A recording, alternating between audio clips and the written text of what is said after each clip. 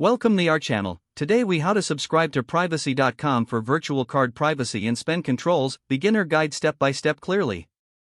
To get started with Privacy.com, visit their official website.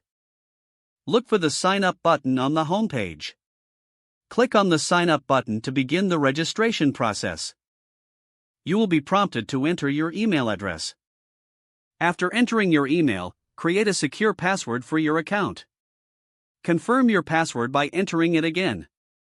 Next, check your email for a verification message from Privacy.com. Open the email and click on the verification link provided. Once your email is verified, return to the Privacy.com website to log in. Enter your email and password to access your account. You may now be asked to provide additional information for security purposes. This may include linking a bank account or providing identification details. Follow the guided prompts to securely connect your bank account. Ensure you have access to your bank account during this verification process.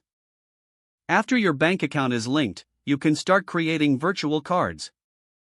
Navigate to the Cards section in your dashboard. Click on the option to create a new card. You will be prompted to set a spending limit for this card.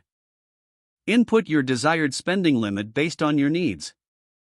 You can also set additional controls such as merchant restrictions. Once you have configured your card settings, click on Create Card. Your new virtual card will be generated immediately. Make a note of the card details for future use. When making online purchases, enter your virtual card details instead of your real card. Monitor your spending and adjust limits as needed directly from your account. That's it. You're now equipped with a virtual card for better privacy and spend control.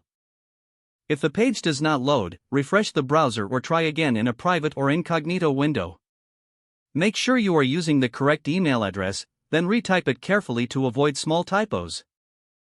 If your password is not accepted, use the reset option and create a new strong password you can remember. Don't forget to like this video and subscribe to our channel for more step-by-step tech guides.